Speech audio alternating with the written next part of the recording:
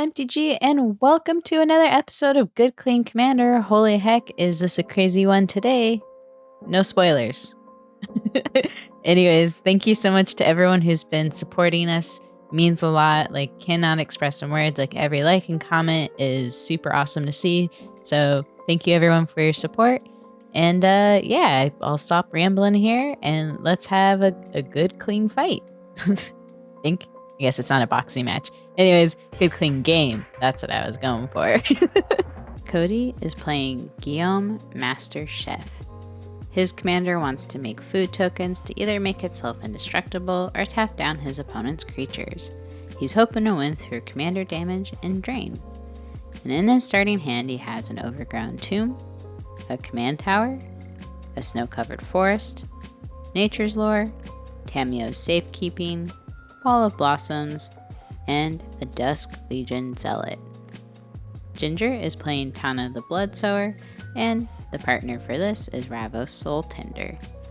Leaning into the new background enchantments from Baldur's Gate, this deck is hoping to gain value from casting enchantments, flood the board with tokens, and hit face with scary creatures that can be brought back with her other commander, Ravos. In Ginger's starting hand, she has a Nature's Lore, a Burgeoning, Utopia Sprawl, Oron Frostbane, a Snow-Covered Plains, a Stomping Ground, and a Command Tower. I am playing Illuna, Apex of Wishes. My goal is to cheat out big threats for free using my commander's mutate ability.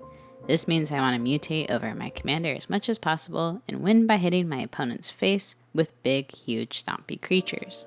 And in my starting hand, I have a Rimewood Falls, a Reliquary Tower, Pippolet the Lost, Yavimaya Dryad, Cinderglade, a Tusky Bear of Secrets, and a Gem Razor. Austin is playing Katilda, Dawnhart Prime, and this human tribal deck looks into anthem effects and uses humans to generate an insane amount of mana so that Austin can win by overwhelming the board state through stampede effects. And in his starting hand he has a Plains, an Esper Sentinel, an Arcane Signet, a Forest, Guardian of Faith, Path to Exile, and a Plains. Cody starts off the game by drawing for turn and playing an Overgrown Tomb. He then passes the turn to Ginger. Ginger draws for turn and plays a Command Tower. Paying 1, she then casts a Burgeoning. She then passes the turn to me. I draw for turn and play a tapped Rimewood Falls. And when I put a land into play, Ginger is able to do so as well thanks to Burgeoning. Ginger puts a Stomping Ground into play, tapped. I then pass the turn to Austin. Austin draws for turn and plays a Plains. Ginger also puts a Plains into play. Paying 1, Austin then casts an Esper Sentinel and passes the turn. Cody untaps, draws, and plays a Command Tower as land for turn. Ginger then puts a Mountain into play.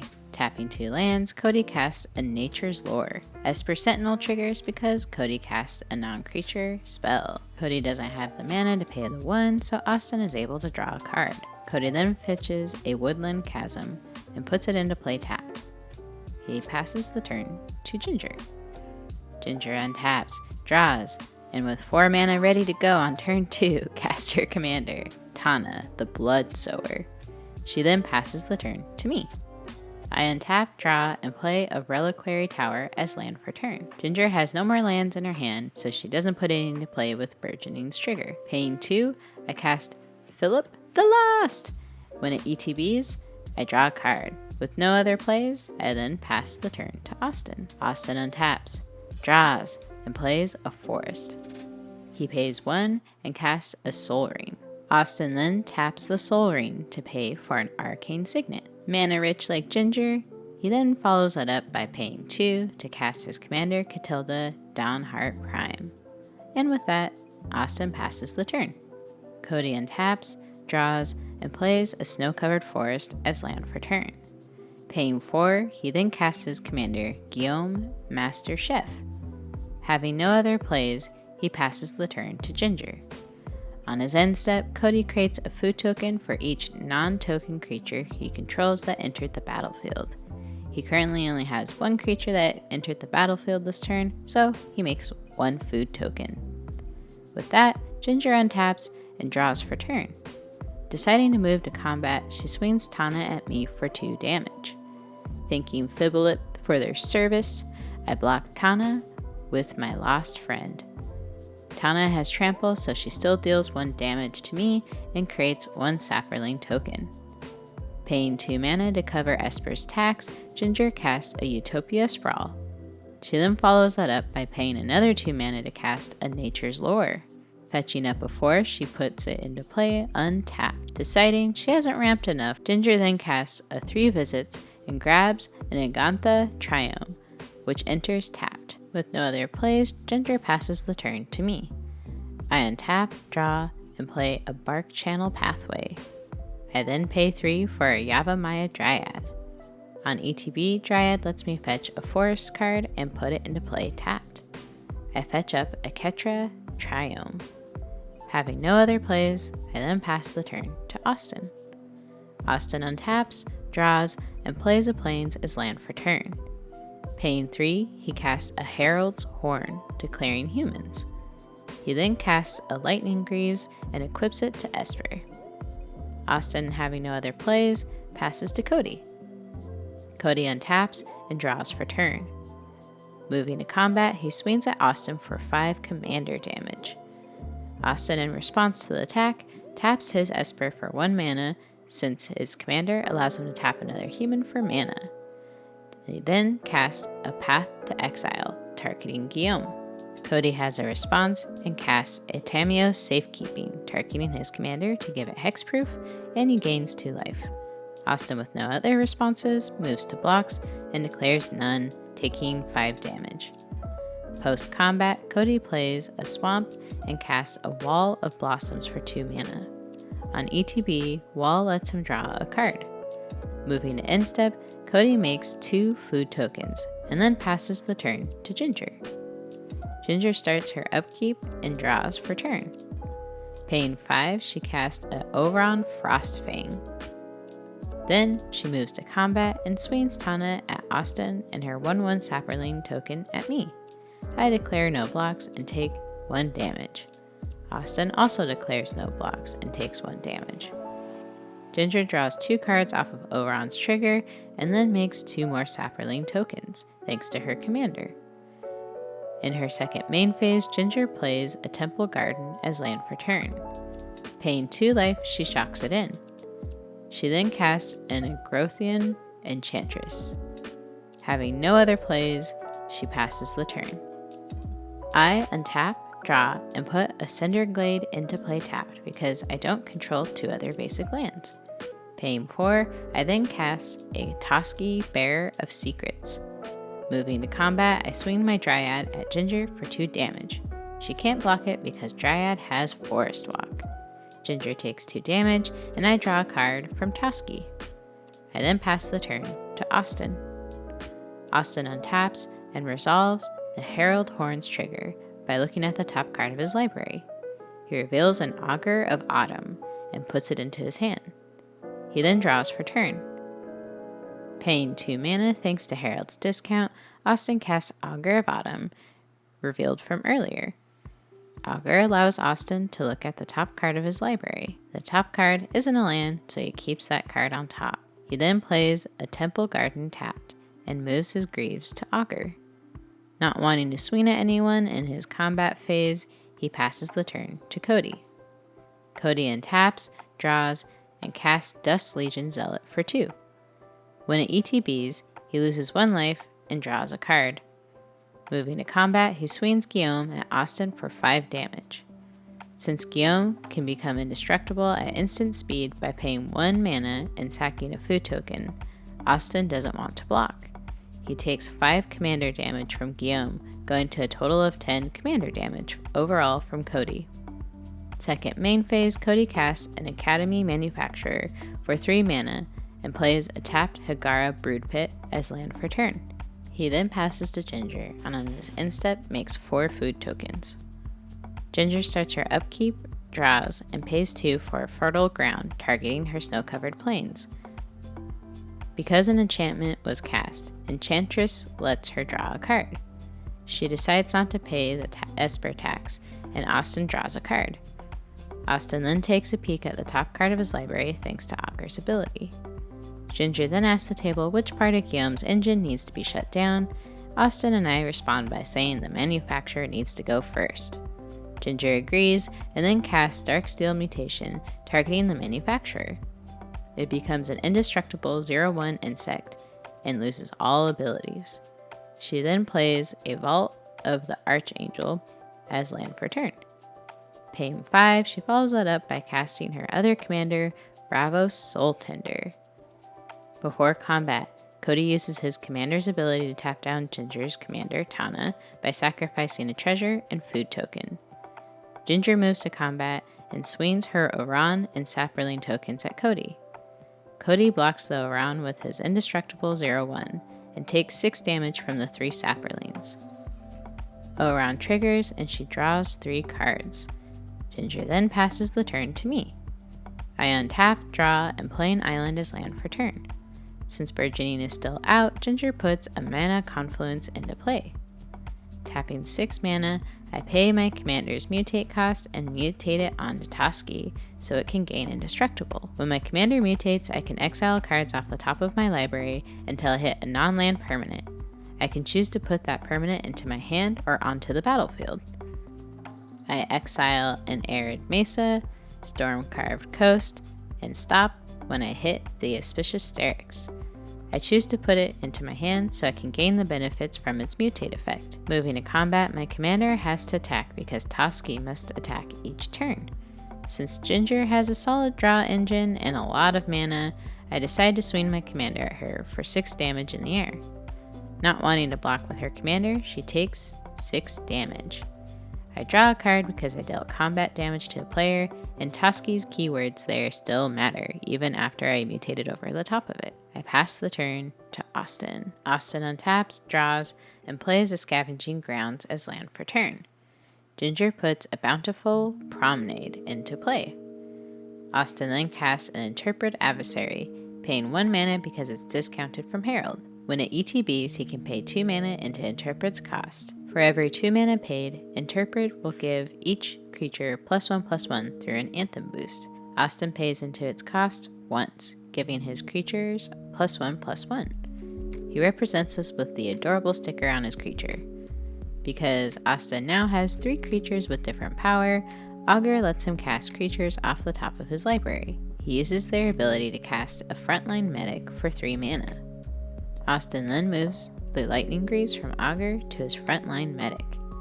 Taking a moment to do threat assessment and politicking, Austin says he won't swing out at Cody if Cody doesn't attack him. Cody takes that deal and says his new focus is on Ginger. Austin then swings his Frontline Medic Katilda and Augur at Ginger for a total of 9 damage. Because Austin is attacking with Frontline Medic, all his attacking humans gain indestructible. Ginger declares no blocks and takes 9. He then passes the turn to Cody. Cody untaps, draws, and moves to combat, swinging his commander at Ginger.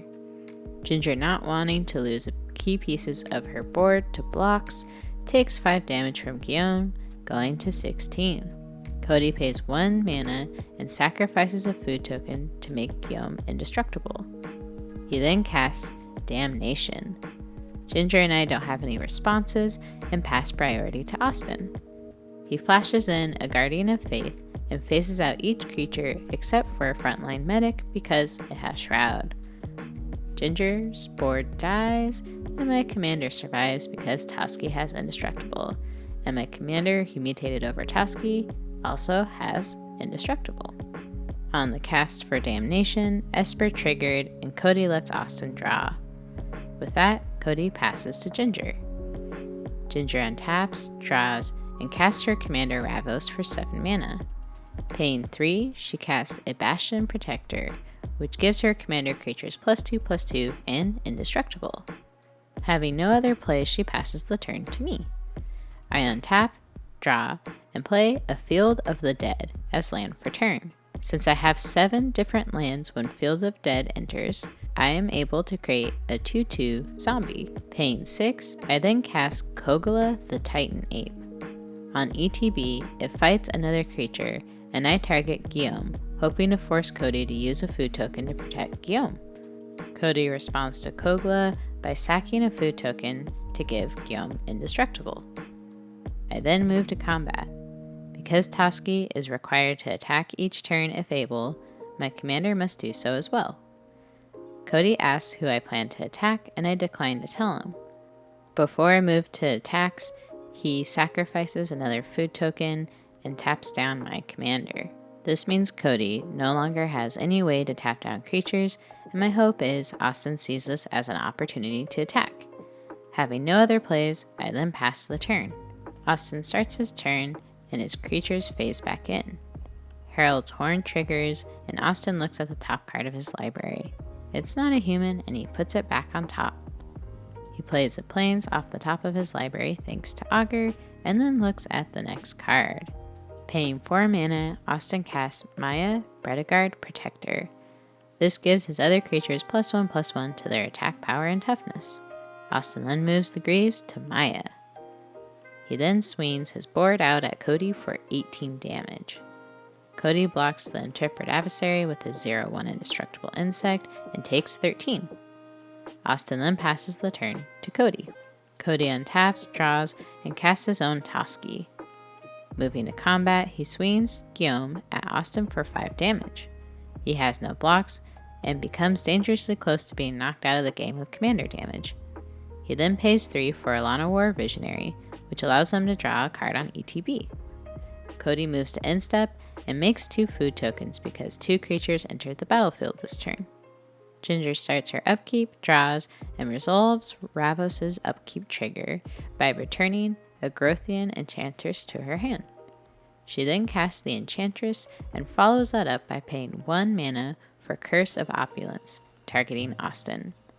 This triggers Esper, which now has power 3, toughness, and Ginger declines to pay, so Austin draws a card. He then looks at the top card of his library. Ginger draws a card off the Enchantress's trigger and then moves to combat.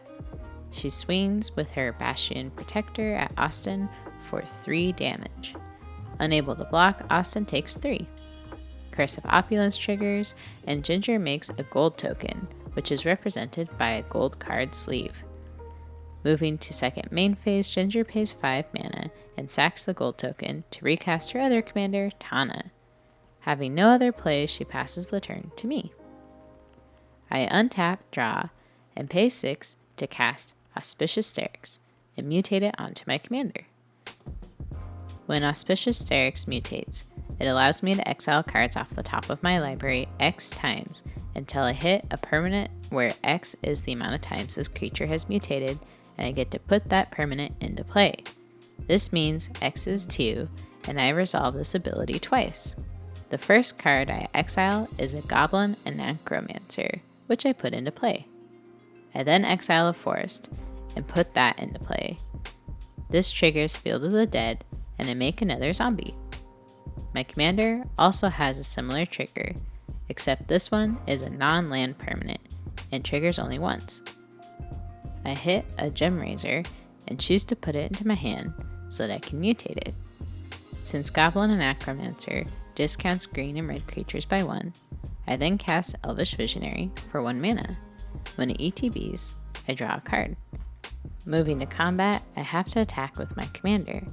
I decide to attack Austin with both Kogla and my commander. On attack, Kogla can destroy an artifact or enchantment. I choose to target Austin's Greaves. Austin takes 13 damage going to 11 life, and I make a gold token thanks to Curse of Opulence. I then play Boseiju Who Endures as land for turn. This will also make me another zombie creature token. Paying 2 mana and cracking the gold token I earned from hitting Austin, I mutate Gem Razor under my commander, triggering Auspicious Sterix and my commander to start exiling cards off the top of my library. Sterix now has 3 triggers to resolve. I first resolve Gem Razor's trigger that allows me to destroy an artifact or enchantment. Feeling slightly guilty for hitting Austin so much already, I blow up one of Cody's food tokens. Moving to resolve Sterix's trigger, I exile a Farseek, which remains in exile, and then I hit a Misty Rainforest, which I do put into play, and this makes me another zombie. For my second permanent, I hit a Trigon Predator. Moving to my third trigger, I hit a Bane of Progress. In response, Austin casts "Your temple is under attack" and chooses to draw 2 cards. He also has to choose another opponent to draw 2 cards, and decides to let me be the opponent to draw 2 cards.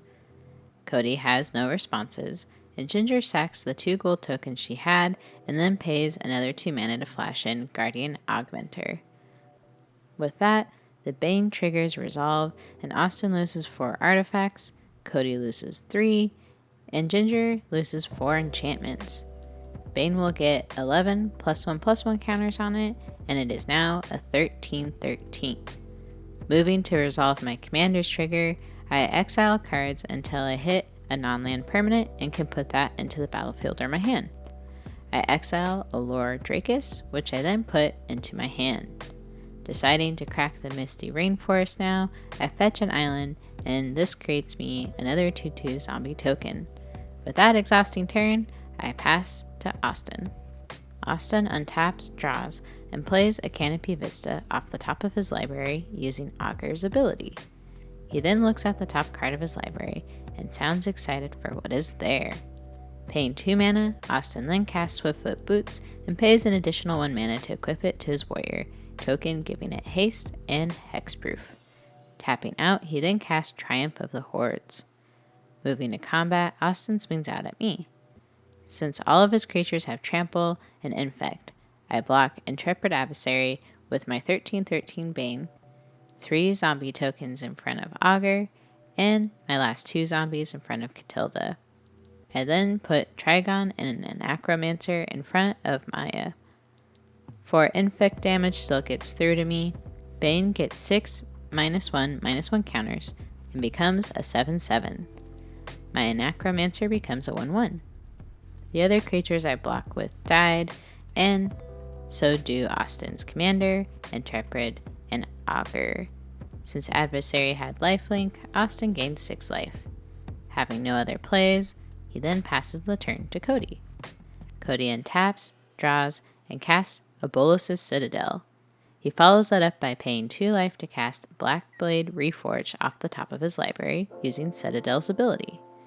Cody pays another 2 life to cast Into the North to fetch a Snowland and puts it into play tapped. Looking at the top card of his library, he sees a Windswept Heath and plays it as land for turn. He pays another 3 life to cast Agent of the Iron Throne and pays 1 to crack a Windswept to fetch a Gingerbread Cabin. It enters untapped and will create a food token. Academy Manufacturer sees this, so Cody makes a clue and a treasure token as well. Paying 3 mana, Cody equips the Blackblade to Gyome, making them a 14/12. Moving to combat, Cody swings Gyome at me and Toski at Austin. In response to the attacks, I cast Slip Out the Back on Gyome to phase it out. Gyome also gains a +1/+1 counter. Austin then, with no responses, takes 1 damage from Toski, allowing Cody to draw a card. Moving to second main phase, Cody looks at the top card of his library and passes the turn. Ginger untaps, draws, and resolves Ravos' trigger by returning Oberon back to her hand. She then plays a Bloodstained Mire as land for turn. She casts a Fanatical Devotion and draws a card off of Enchantress's trigger.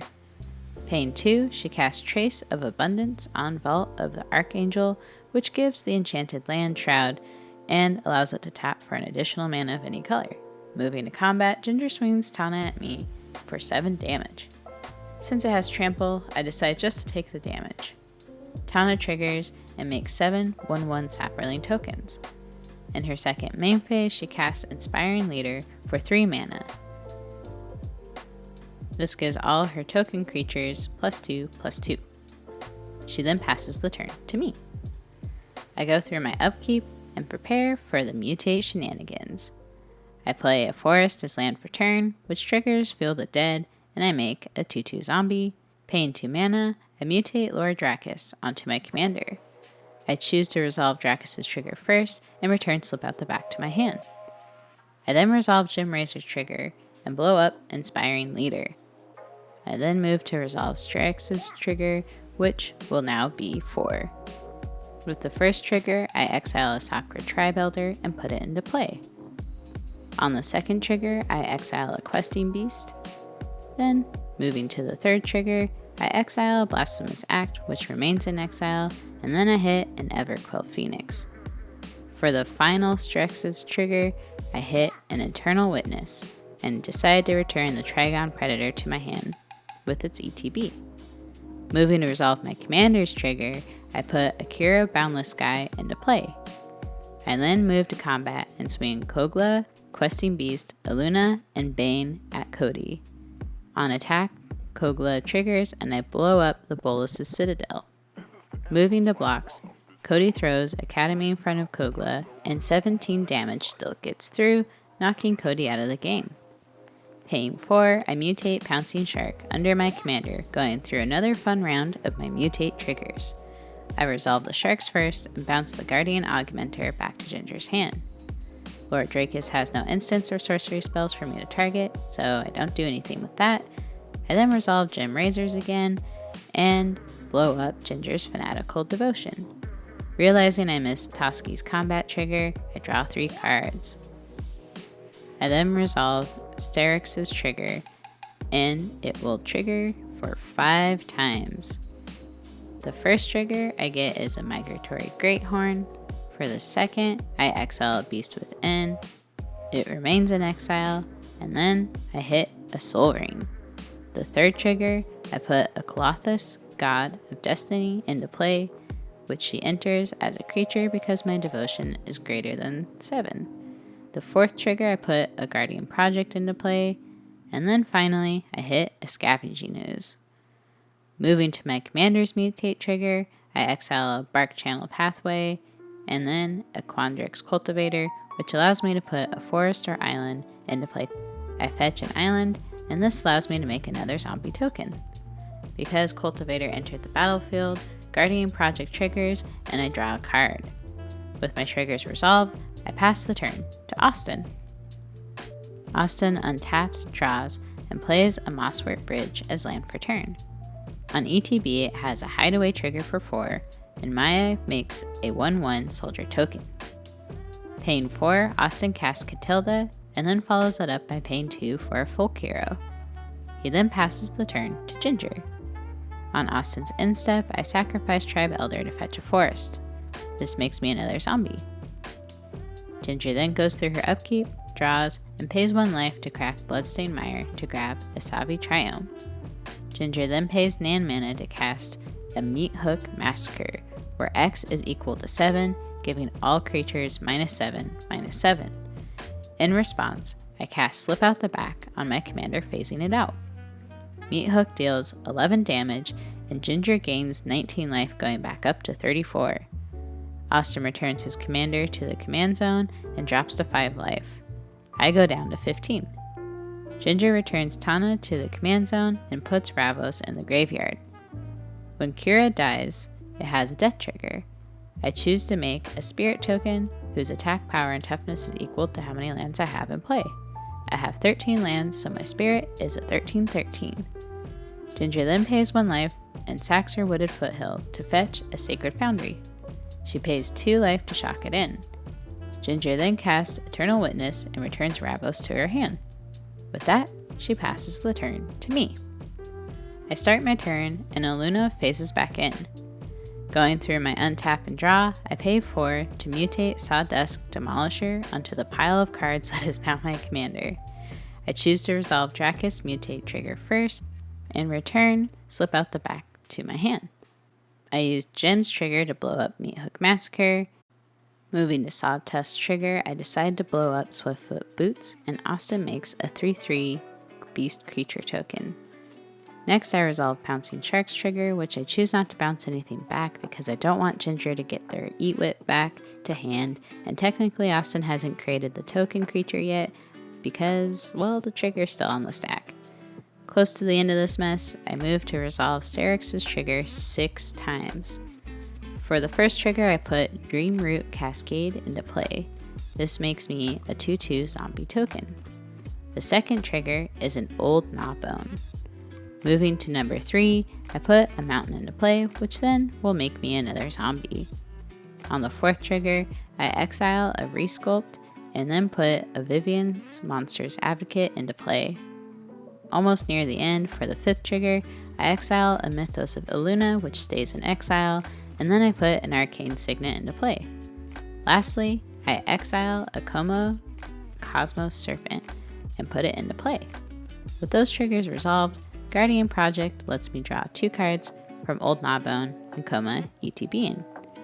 Now it's time to move to Illuna, and I exile a Cyclonic Rift and hit a Scute Swarm, which I choose to put into play. I then mutate Archipelagore over Scute Swarm.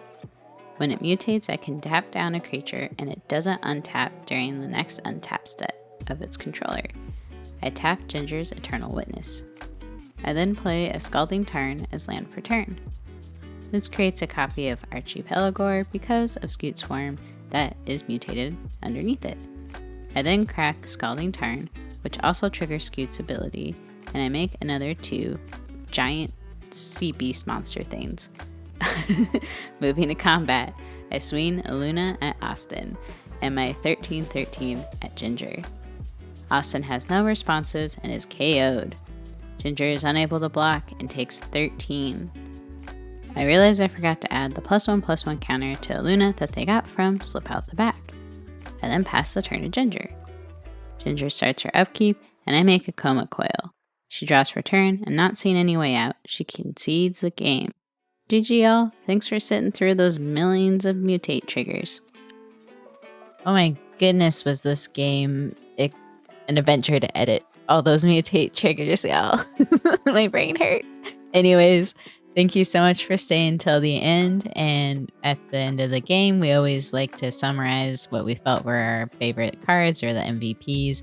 And for this one, we felt Auspicious Sterix definitely deserved MVP because it gave me an insane amount of value, especially because it was mutated with my commander, and the 2 of them together just gave me a ton of permanents on the battlefield. And then the runner-up, we thought Slip Out the Back was, also an incredible card because 1, it kept my commander protected, and 2, I even got to keep myself protected because I phased out Gyome, who I'm pretty sure was going to swing in with some lethal amount of commander damage, so it helped keep me in the game. Crazy stuff. Awesome things. So thank you so much for hanging out with us. And again, appreciate the support from everyone. And I guess we'll see you around. And thank you again. That's a lot of thank yous. But I'm going to say thanks. The last thing you know was our gratitude. Anyways, I'll stop now. Bye.